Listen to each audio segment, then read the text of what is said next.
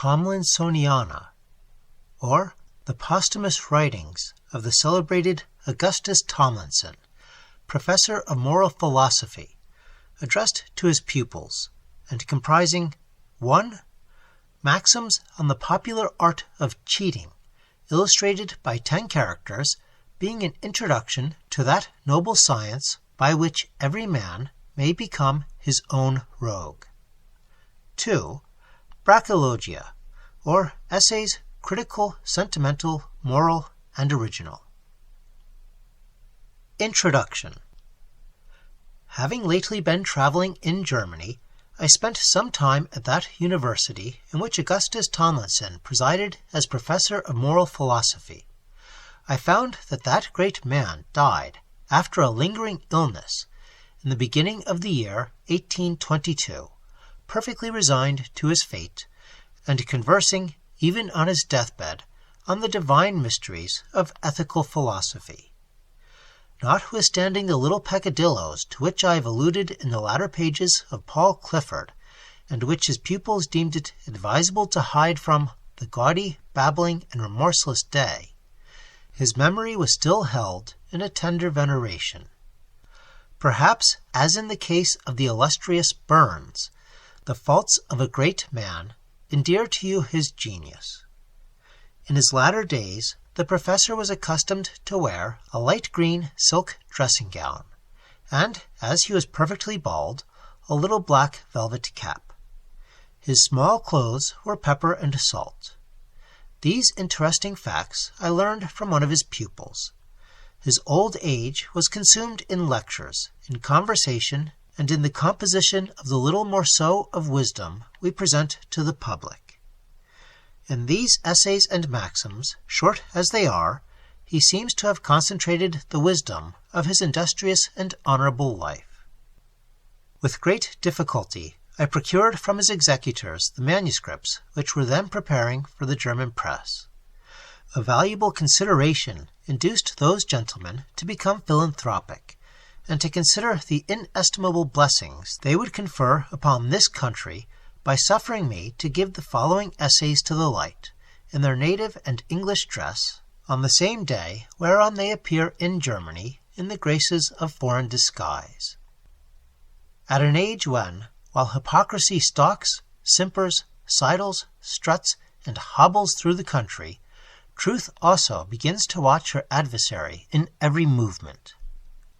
I cannot but think these lessons of Augustus Tomlinson peculiarly well timed.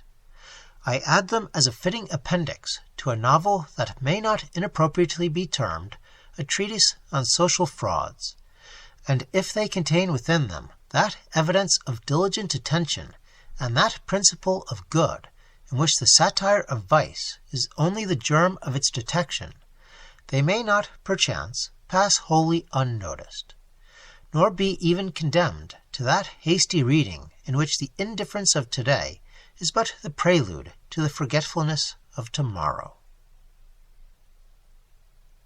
Maxims on the popular art of cheating, illustrated by 10 characters, being an introduction to that noble science by which every man may become his own rogue. Set a thief to catch a thief. Proverb.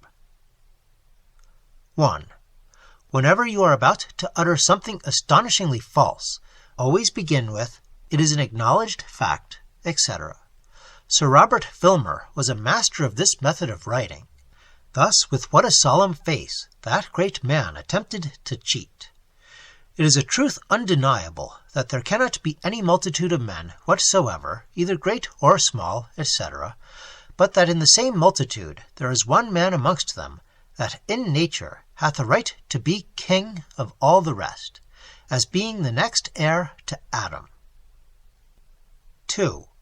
When you want something from the public, throw the blame of the asking on the most sacred principle you can find. A common beggar can read you exquisite lessons on this the most important maxim in the art of popular cheating. For the love of God, sir, a penny. 3. Whenever on any matter, moral, sentimental, or political, you find yourself utterly ignorant, talk immediately of the laws of nature. As those laws are written nowhere, they are known to nobody. Should any ask you how you happen to know such or such a doctrine as the dictate of nature, clap your hand to your heart and say, "Here." 4. Yield to a man's tastes, and he will yield to your interest. 5. When you talk to the half-wise, twaddle. When you talk to the ignorant, brag. When you talk to the sagacious, look very humble and ask their opinion. 6. Always bear in mind, my beloved pupils, that the means of livelihood depend not on the virtues, but the vices of others. The lawyer, the statesman, the hangman, the physician, are paid by our sins. Nay, even the commoner professions, the tailor, the coachmaker, the upholsterer, the wine merchant, draw their fortunes, if not their existence, from those smaller vices, our foibles. Vanity is the figure prefixed to the ciphers of necessity. Wherefore, O my beloved pupils, never mind what a man's virtues are, waste no time in learning them. Fasten at once on his infirmities. Do to the one as, were you an honest man, you would do to the many. This is the way to be a rogue individually, as a lawyer is a rogue professionally. Knaves are like critics, flies that feed on the sore part and would have nothing to live on were the body in health. 7. Every man finds it desirable to have tears in his eyes at times. One has a sympathy with human lids.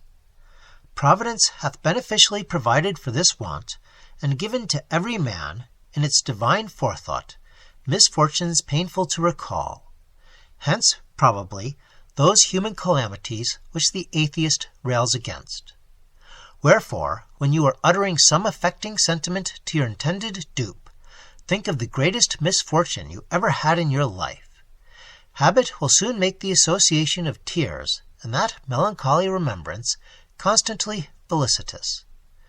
I knew, my dear pupils, a most intelligent Frenchman, who obtained a charming legacy from an old poet by repeating the bard's verses with streaming eyes.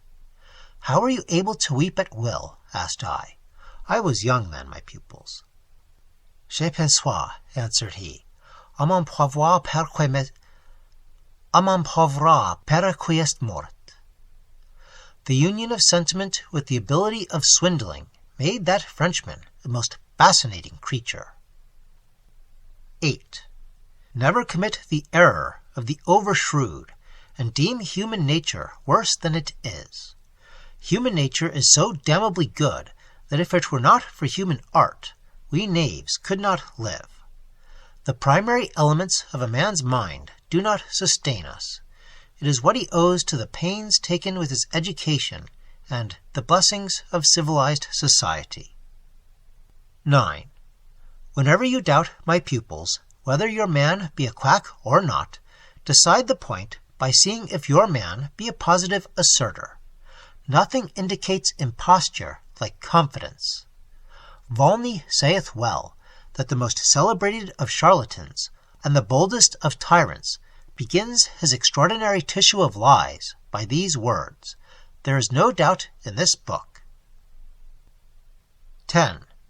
There is one way of cheating people peculiar to the British Isles, and which, my pupils, I earnestly recommend you to import hither. Cheating by subscription. People like to be plundered in company. Dupery then grows into the spirit of party. Thus one quack very gravely requested persons to fit up a ship for him, and send him round the world as its captain to make discoveries, and another patriotically suggested that £10,000 should be subscribed for what? To place him in Parliament. Neither of these fellows could have screwed an individual out of a shilling, had he asked him for it in a corner, but a printed list, with His Royal Highness at the top, plays the devil with English guineas. A subscription for individuals may be considered a society for the ostentatious encouragement of idleness, impudence, beggary, imposture, and other public virtues. 11. Whenever you read the life of a great man, I mean a man eminently successful, you will perceive all the qualities given to him are the qualities necessary even to a mediocre rogue. He possessed, saith the biographer, the greatest address, namely, the faculty of wheedling, the most admirable courage, namely, the faculty of bullying, the most noble fortitude, namely, the faculty of bearing to be bullied, the most singular versatility, namely, the faculty of saying one thing to one man and its reverse to another, and the most wonderful command over the mind of his contemporaries, namely, the faculty of victimizing their purses or seducing their actions. Wherefore, if luck cast you in humble life, assiduously study the biographies of the great, in order to accomplish you as a rogue. If, in the more elevated range of society, be thoroughly versed in the lives of the roguish, so shall you fit yourself to be eminent. 12. The hypocrisy of virtue, my beloved pupils, is a little out of fashion nowadays. It is sometimes better to affect the hypocrisy of vice. Appear generously profligate, and swear with a hearty face that you do not pretend to be greater than the generality of your neighbors. Sincerity is not less a covering than lying. A frieze great coat wraps you as well as a Spanish cloak. 13. When you are about to execute some great plan, and to defraud a number of persons, let the first one or two of the allotted number be the cleverest, shrewdest fellows you can find. You have then a reference that will alone dupe the rest of the world. That Mr. Lynx is satisfied will amply suffice to satisfy Mr. Mole of the honesty of your intentions. Nor are shrewd men the hardest to take in. They rely on their strength. Invulnerable heroes are necessarily the bravest. Talk to them in a business-like manner, and refer your design at once to their lawyer. My friend, John Shamberry, was a model in this grand stroke of art. He swindled 12 people to the tune of some thousands, with no other trouble than it first cost him to swindle. Whom do you think? The Secretary to the Society for the Suppression of Swindling. 14. Divide your arts into two classes, those which cost you little labor, those which cost much. The first, flattery, attention, answering letters by return of post, walking across a street to oblige the man you intend to ruin. All these you must never neglect. The least man is worth gaining at a small cost. And besides, while you are serving yourself, you are also obtaining the character of civility, diligence, and good nature. But the arts which cost you much labor, a long subservience to one testy individual, aping the semblance of a virtue, a quality, or a branch of learning which you do not possess, to a person difficult to blind, all these never begin except for great ends, worth not only the loss of time, but the chance of detection. Great pains for small gains is the maxim of the miser. The rogue should have more grandeur d'âme. 15. Always forgive. 16. If a man owe you a sum of money, pupils though you be of mine, you may once in your lives be so silly as to lend, and you find it difficult to get it back, appeal not to his justice, but his charity. The components of justice flatter few men. Who likes to submit to an inconvenience because he ought to do it, without praise, without even self-gratulation? But charity, my dear friends, tickles up human ostentation deliciously. Charity implies superiority, and the feeling of superiority is most grateful to social nature. Hence the commonness of charity, in proportion to other virtues, all over the world. And hence you will specially note that in proportion as people are haughty and arrogant, will they laud almsgiving and encourage charitable institutions. 17. Your genteel rogues do not sufficiently observe the shrewdness of the vulgar ones. The actual beggar takes advantage of every sore, but the moral swindler is unpardonably dull as to the happiness of a physical infirmity. To obtain a favor, neglect no method that may allure compassion. I knew a worthy curate who obtained 2 livings by a felicity of a hectic cough, and a younger brother who subsisted for 10 years on his family by virtue of a slow consumption. 18.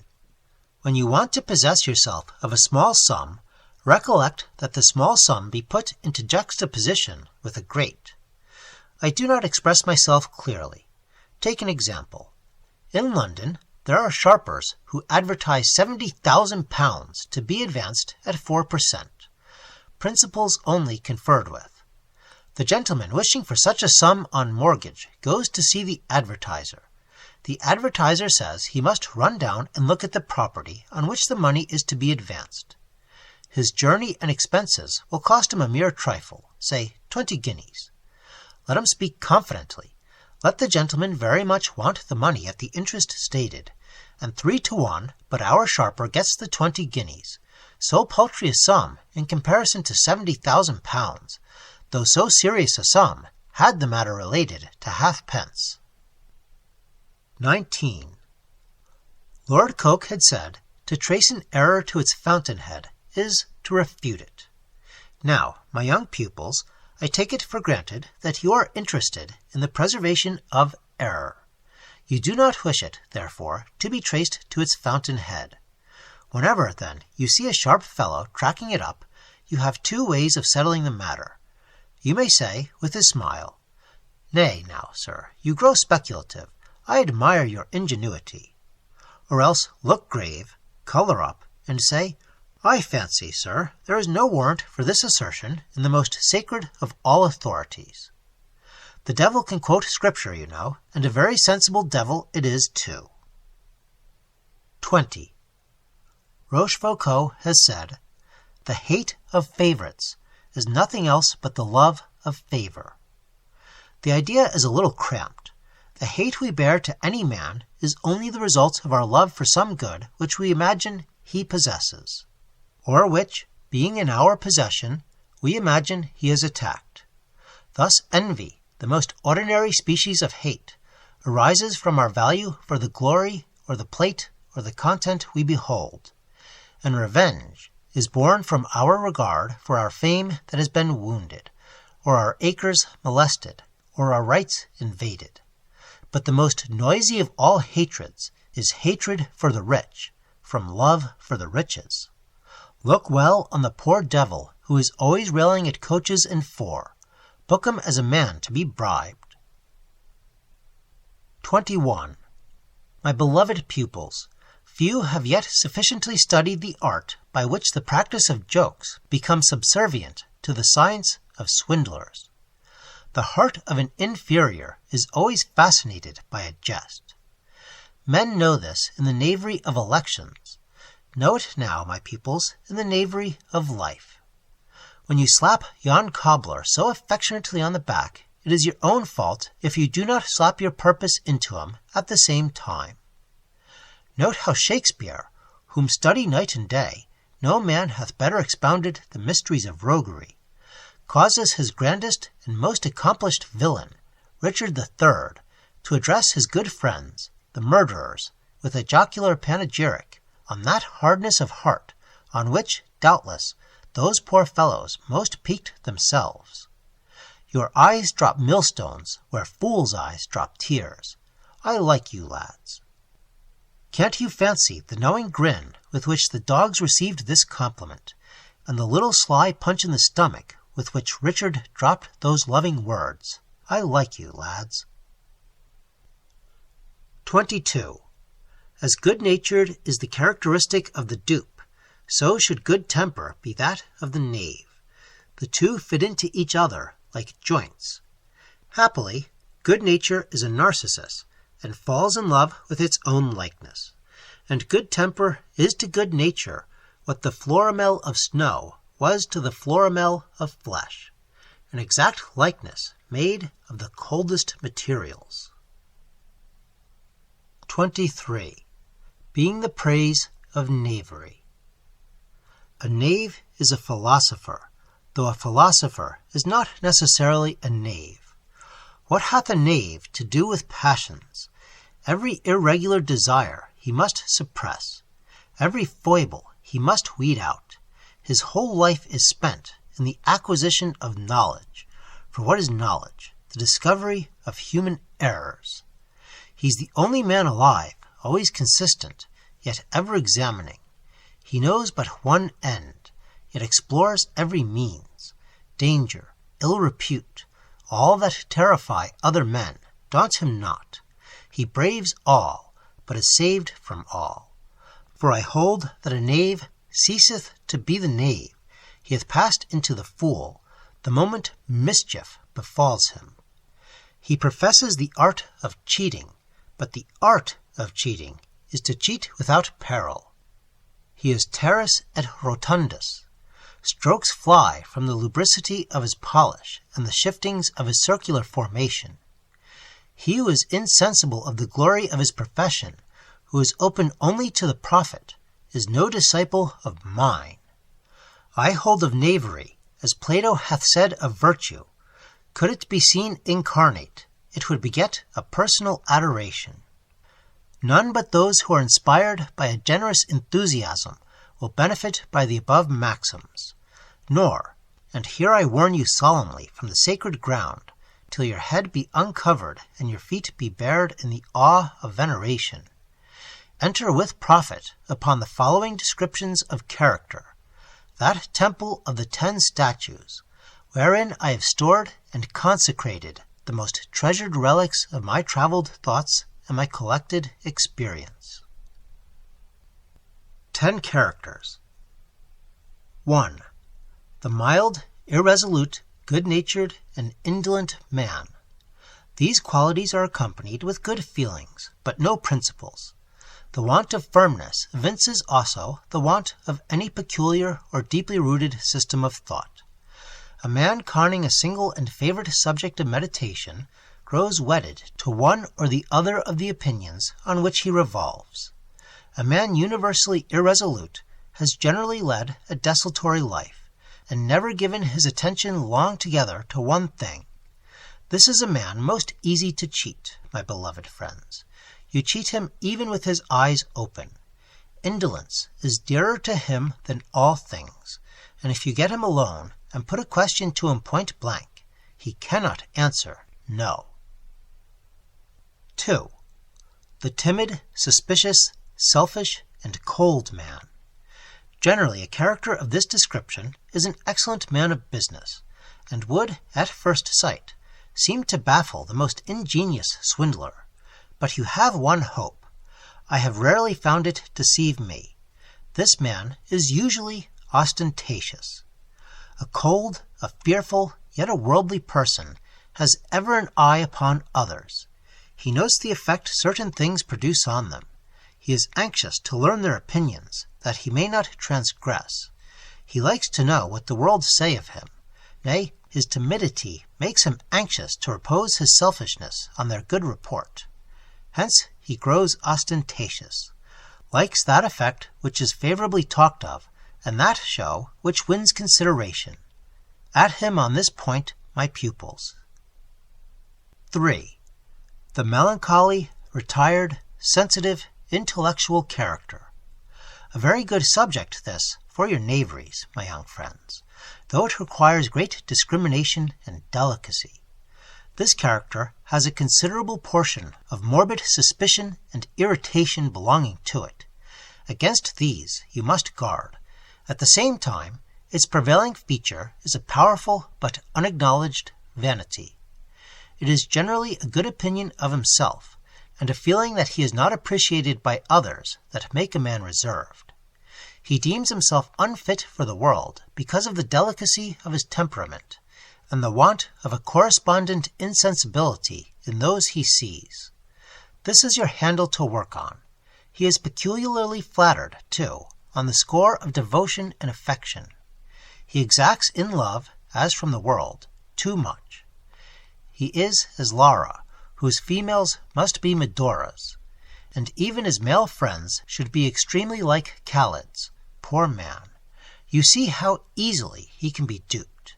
Memo. Among persons of this character are usually found those oddities, humours and peculiarities, which are each a handle. No man lives out of the world with impunity to the solidity of his own character. Every new outlet to the humour is a new inlet to the heart. 4. The bold, generous, frank, and affectionate man. Usually a person of robust health. His constitution keeps him in spirits, and his spirits in courage and in benevolence. He is obviously not a hard character, my good young friends, for you to deceive, for he wants suspicion, and all his good qualities lay him open to you. But beware his anger when he finds out. He is a terrible Othello when his nature is once stung. Memo. A good sort of character to seduce into illegal practices. Makes a tolerable traitor or a capital smuggler. You yourselves must never commit any illegal offence. Aren't there cat's paws for the chestnuts? As all laws are oppressions, only necessary and often sacred oppressions, which you need not explain to him. And his character is especially hostile to oppression. You easily seduce the person we describe into braving the laws of his country. Yes, the bold, generous, frank, and affectionate man has only to be born in humble life to be sure of a halter. 5. The bold, selfish, close, grasping man will, in all probability, cheat you, my dear friends. For such a character makes the master rogue, the stuff from which nature forms a Richard III. You had better leave such a man quite alone. He is bad even to serve. He breaks up his tools when he is done with them. No, you can do nothing with him, my good young men. 6. The eating, drinking, unthoughtful, sensual, mechanical man, the ordinary animal. Such a creature has cunning, and is either cowardly or ferocious. Seldom in these qualities he preserves a medium. He is not by any means easy to dupe. Nature defends her mental brutes by a thickness of their hide. Win his mistress, if possible. She is the best person to manage him. Such creatures are the natural prey of artful women. Their very stolidity covers all but sensuality. To the Samson, the Delilah. 7. The gay, deceitful, shrewd, polished, able man. The courtier, the man of the world. In public and stirring life, this is the fit antagonist, often the successful and conquering rival of character vive. You perceive a man like this vary so greatly in intellect, from the mere butterfly talent to the rarest genius, from the person you see at cards to the person you see in cabinets, from the Chesterfield to the Pericles, that it is difficult to give you an exact notion of the weak points of a character so various. But while he dupes his equals and his superiors, I consider him, my attentive pupils, by no means a very difficult character for an inferior to dupe. And in this manner you must go about it. Do not attempt hypocrisy. He will see through it in an instant. Let him think you at once, and at first sight, a rogue. Be candid on that matter yourself, but let him think you a useful rogue. Serve him well and zealously, but own that you do so because you consider your interest involved in this. This reasoning satisfies him, and as men of this character are usually generous, he will acknowledge its justice by throwing you plenty of sops, and stimulating you with bountiful cordials. Should he not content you herein, appear contented, and profit in betraying him. That is the best way to cheat him, not by his failings, but by opportunity. Watch not his character, but your time. 8. The vain, arrogant, brave, amorous, flashy character. This sort of character was formerly attributed to the French, and it is still more common to the continent than that beloved island which I shall see no more. A creature of this description is made up of many false virtues. Above others, it is always profuse where its selfishness is appealed to, not otherwise. You must find, then, what pleases it and panders to its tastes. So will ye cheat it, or ye will cheat it also by affecting the false virtues which it admires itself. Rogue your sentiments highly, and let them strut with a buskined air. Thirdly, my good young men, ye will cheat it by profuse flattery, and calling it in especial the mirror of chivalry. 9. The plain, sensible, honest man. A favorable but not elevated specimen of our race. This character, my beloved pupils, you may take at once, but never twice. Nor can you take in such a man as a stranger. He must be your friend, or relation, or have known intimately some part of your family. A man of this character is always open, though in a moderate and calm degree, to the duties and ties of life. He will always do something to serve his friend, his brother, or the man whose father pulled his father out of the serpentine. Affect with him no varnish. Exert no artifice in attempting to obtain his assistance. Candidly state your wish for such or such a service. Sensibly state your pretensions. Modestly hint at your gratitude. So may you deceive him once, then leave him alone forever. 10. The fond, silly, credulous man, all impulse and no reflection. How my heart swells when I contemplate this excellent character. What a Canaan for you does it present! I envy you launching into the world with the sanguine hope of finding all men such. Delightful enthusiasm of youth! Would that the hope could be realized. Here is the very incarnation of gullibility. You have only to make him love you, and no hedgehog ever sucked egg as you can suck him. Never be afraid of his indignation. Go to him again and again. Only throw yourself on his neck and weep. To gull him once is to gull him always. Get his first shilling, and then calculate what you will do with the rest of his fortune. Never desert so good a man for new friends. That would be ungrateful in you. And take with you, by the way, my good young gentlemen, this concluding maxim. Men are like lands. You will get more by lavishing all your labor again and again upon the easy than by plowing up new grounds in the sterile.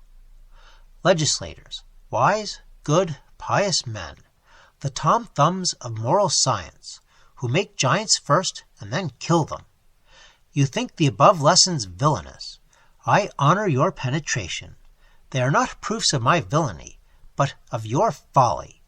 Look over them again, and you will see that they are designed to show that while ye are imprisoning, transporting, and hanging thousands every day, a man with a decent modicum of cunning might practice every one of these lessons, which seem to you so heinous, and not one of your laws could touch him. Brachologia, or Essays Critical, Sentimental, Moral, and Original, addressed to his pupils, by Augustus Tomlinson.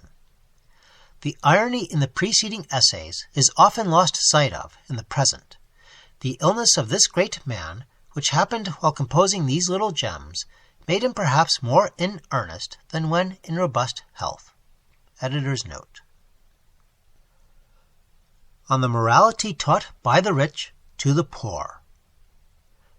As soon as the urchin pauper can totter out of doors, it is taught to pull off its hat and pull its hair to the quality.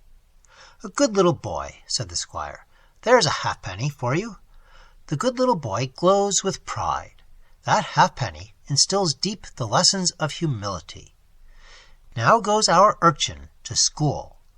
Then comes the Sunday teaching, before church, which enjoins the poor to be lowly, and to honor every man better off than themselves. A pound of honor to the squire, and an ounce to the beadle. Then the boy grows up, and the lord of the manor instructs him thus: "Be a good boy, Tom, and I'll befriend you. Tread in the steps of your father. He was an excellent man, and a great loss to the parish. He was a very civil, hard-working, well-behaved creature, knew his station. Mind and do like him."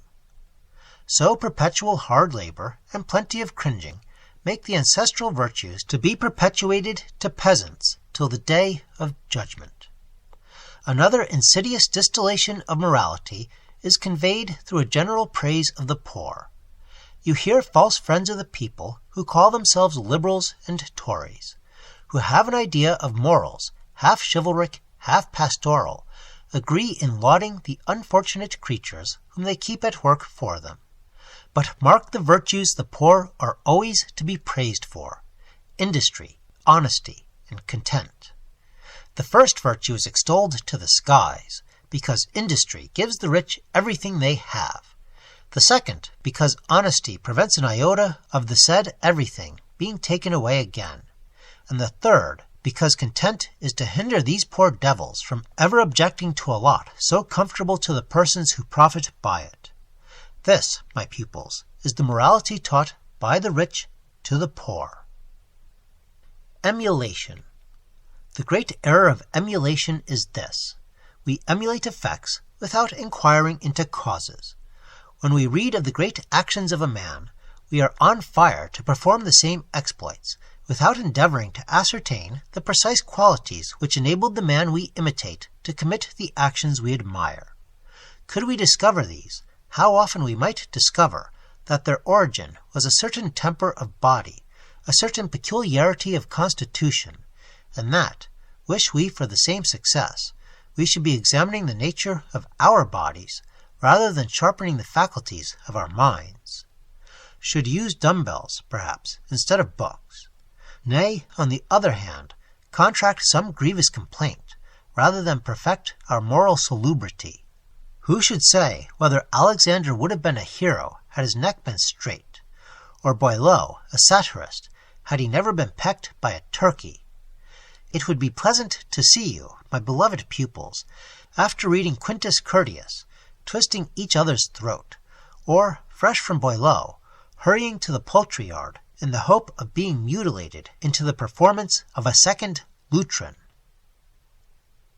Caution against the scoffers of humbug. My beloved pupils, there is a set of persons in the world, daily increasing, against whom you must be greatly on your guard. There is a fascination about them. They are people who declare themselves vehemently opposed to humbug. Fine liberal fellows, clear-sighted yet frank. When these sentiments arise from reflection, well and good, they are the best sentiments in the world. But many take them up second-hand. They are very inviting to the indolence of the mob of gentlemen who see the romance of a noble principle, not its utility.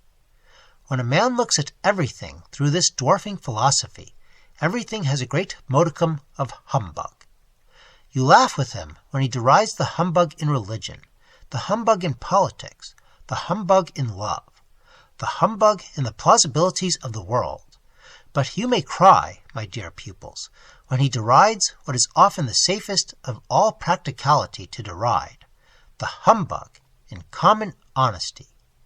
Men are honest from religion, wisdom, prejudice, habit, fear, and stupidity. But the few only are wise. And the persons we speak of deride religion, are beyond prejudice, unawed by habit, too indifferent for fear, and too experienced for stupidity. Popular wrath at individual imprudence. You must know, my dear young friends, that while the appearance of magnanimity is very becoming to you, and so forth, it will get you a great deal of ill will if you attempt to practice it to your own detriment. Your neighbors are so invariably, though perhaps insensibly, actuated by self-interest. Self-interest is so entirely, though every twaddler denies it, the axis of the moral world, that they fly into a rage with him who seems to disregard it. When a man ruins himself, just hear the abuse he receives. His neighbors take it as a personal affront. Dum defluat omnes. One main reason why men who have been great are disappointed when they retire to private life is this. Memory makes a chief source of enjoyment to those who cease eagerly to hope, but the memory of the great recalls only that public life which has disgusted them. Their private life hath slipped insensibly away, leaving faint traces of the sorrow or the joy which found them too busy to heed the simple and quiet impressions of mere domestic vicissitude. Self-glorifiers. Providence seems to have done to a certain set of persons who always view their own things through a magnifying medium, deem their house the best in the world, their gun the truest, their very pointer a miracle, as Colonel Hanger suggested to economists to do, namely, provide their servants each with a pair of large spectacles, so that a lark might appear as big as a fowl, and a twopenny loaf as large as a quartern. Thought on fortune. It is often the easiest move that completes the game. Fortune is like the lady whom a lover carried off from all his rivals by putting an additional lace upon his liveries. Wit and truth. People may talk about fiction being the source of fancy, and wit being at variance with truth. Now some of the wittiest things in the world are witty solely from their truth. Truth is the soul of a good saying. You assert, observes the Socrates of modern times, that we have a virtual representation. Very well, let us have a virtual taxation too. Here the wit is in the fidelity of the sequitur. When Columbus broke the egg, where was the wit? In the completeness of conviction in the broken egg.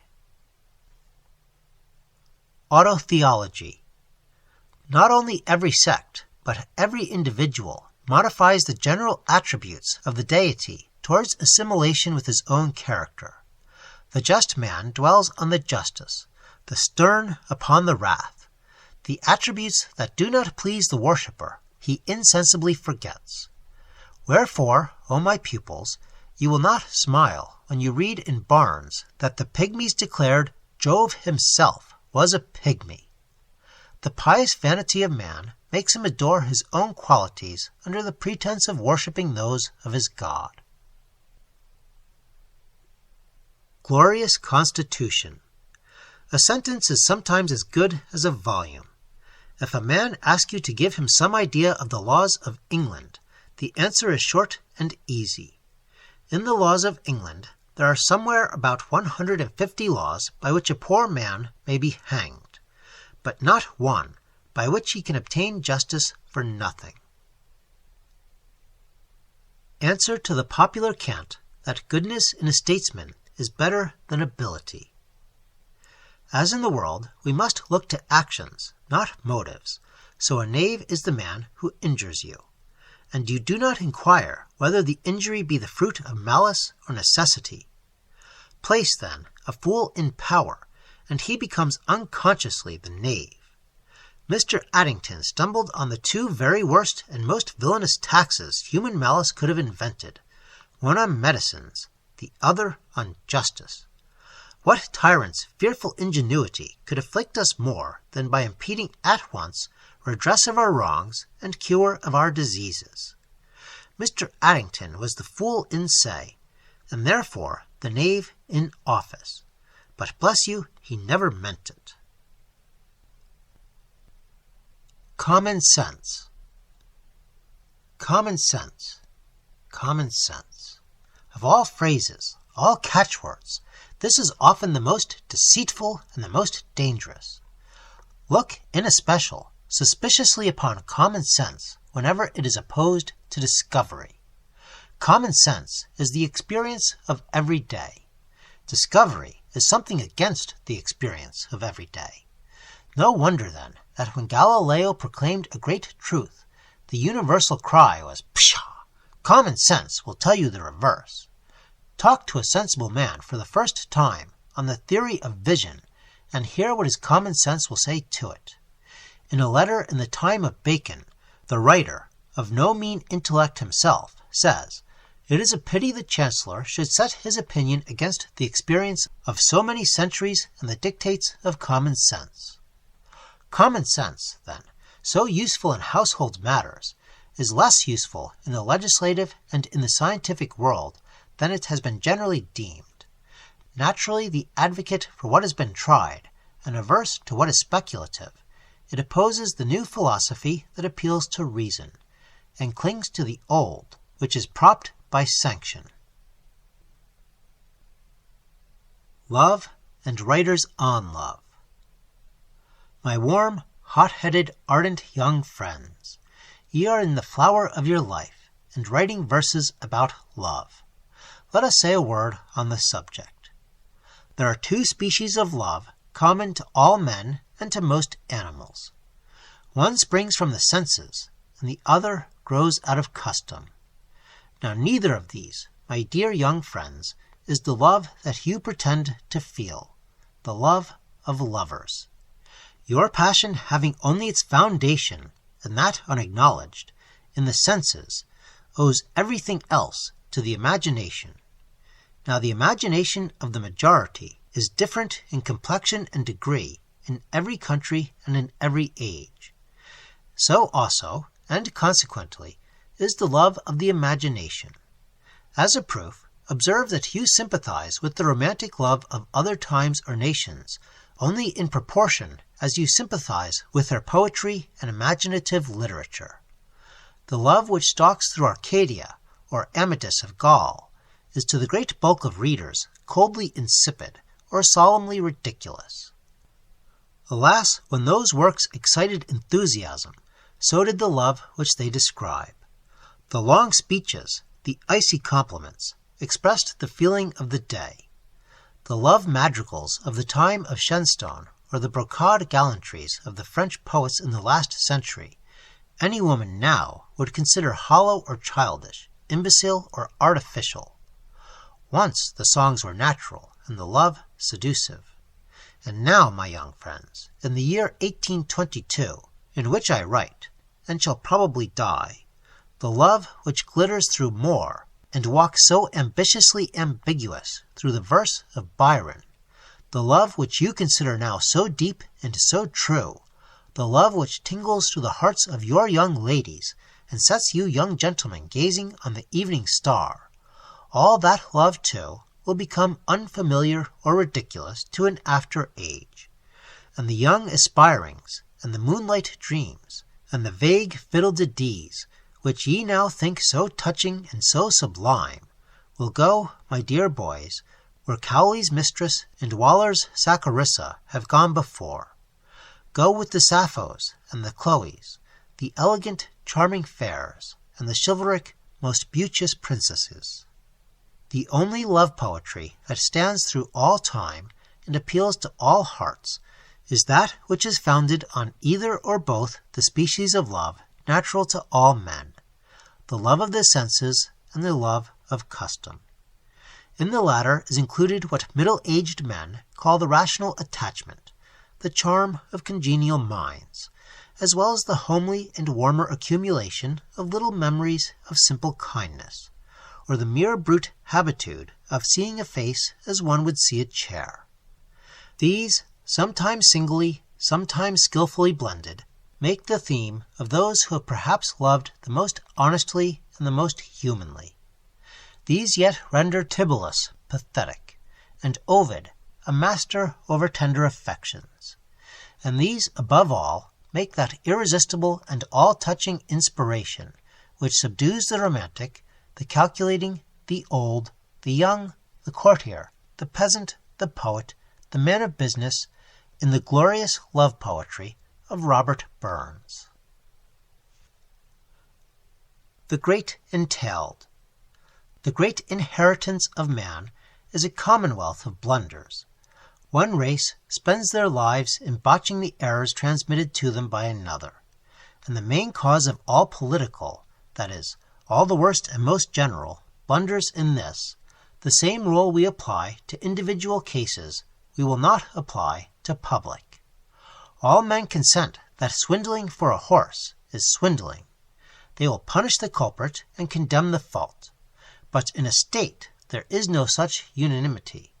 Swindling, Lord help you, is called by some fine name, and cheating grows grandiloquent, and styles himself policy.